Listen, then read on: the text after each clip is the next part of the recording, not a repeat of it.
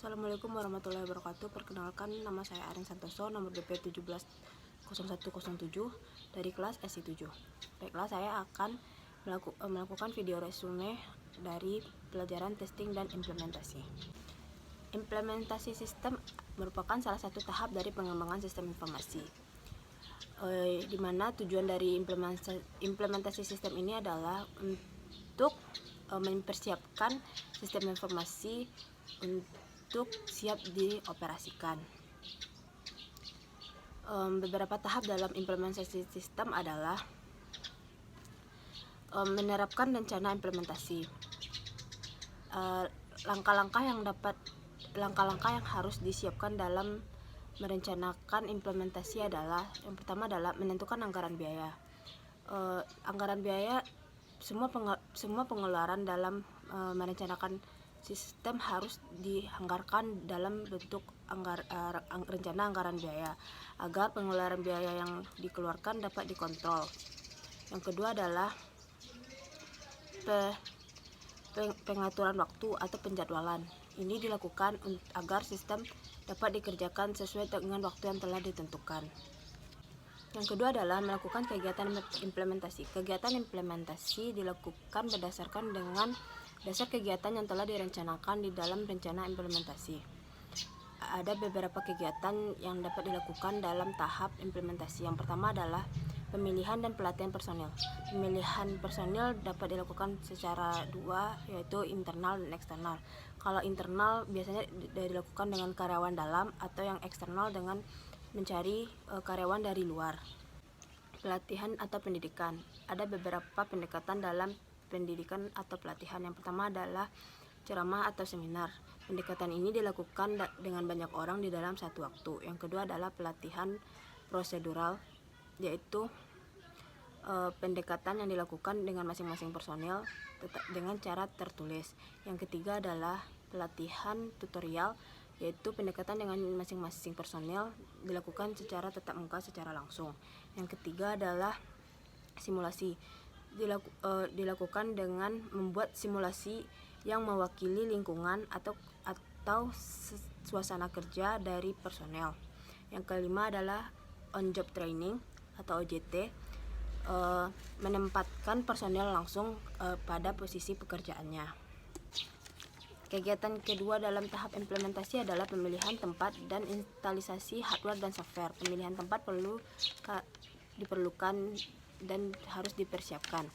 Keamanan fisik juga perlu dipertimbangkan. Setelah tempat ditentukan, maka harus dilakukan pemasangan terhadap hardware dan software.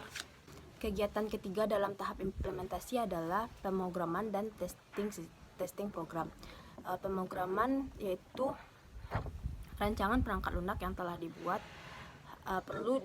Perlu dilakukan pemrograman. Pemrograman adalah kegiatan menulis program ke dalam kegiatan penulisan program yang akan dieksekusi oleh komputer. Pemrograman biasanya dilakukan oleh seorang programmer. Testing program, sebelum program diterapkan, program tersebut harus dipastikan bebas dari kesalahan. Beberapa tahapan yang dilakukan dalam testing program adalah tes unit, tes integrasi, dan tes validasi. Kegiatan yang keempat adalah testing system. Ini dilakukan untuk memeriksa kekompakan atau hubungan antar komponen sistem informasi dan memastikan komponen berfungsi sesuai yang telah diharapkan. Kegiatan yang terakhir adalah konversi sistem. Konversi sistem merupakan proses untuk meletakkan sistem baru supaya siap untuk dapat digunakan. Ada beberapa pendekatan dalam konversi sistem, yaitu konversi langsung. Konversi langsung yaitu menggantikan secara langsung sistem lama dengan sistem baru. Ada keunggulan dari konversi langsung adalah waktunya yang lebih singkat dan biaya yang lebih sedikit. Namun kekurangan dari konversi langsung adalah resiko yang ditimbulkan akan lebih tinggi.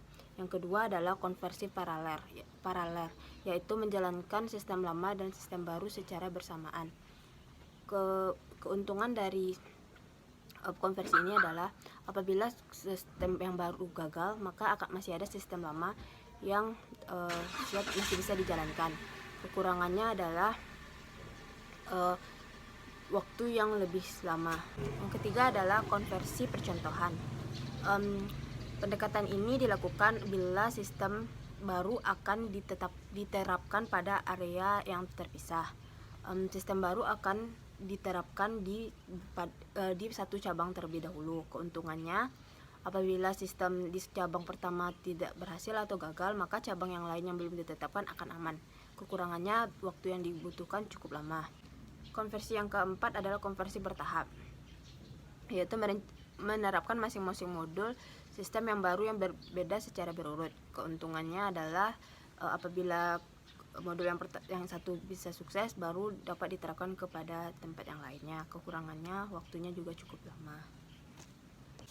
Tahap ketiga dari tahap implementasi adalah tindak lanjut implementasi sistem. Tindak lanjut implementasi sistem adalah melakukan tes penerimaan. Testing ini dilakukan dengan menggunakan data sebelumnya dalam waktu tertentu. Setelah dilakukan tes penerimaan, maka akan dilakukan rapat penerimaan, yaitu menyerahkan sistem dari pembuat sistem kepada penerima sistem. Pemeliharaan sistem. Tahap ini mencakup seluruh proses yang diperlukan untuk menjamin kelangsungan, kelancaran, dan penyempurnaan sistem yang telah dioperasikan. Pemeliharaan sistem diperlukan mengingat beberapa hal berikut. Yang pertama adalah pengguna sistem yang telah dilatih belum siap. Ini bisa dikarenakan karena pengguna sistem belum mengerti. Yang kedua adalah mengantisipasi sistem baru. Yang ketiga adalah meski sistem telah diuji coba, bukan tidak mungkin tetap akan muncul kesalahan. Yang keempat, karena adanya kebutuhan baru. Semakin majunya teknologi, maka akan semakin banyak kebutuhan yang muncul. Yang kelima adalah kesalahan yang timbul karena faktor luar, yaitu kesalahan yang terjadi karena virus.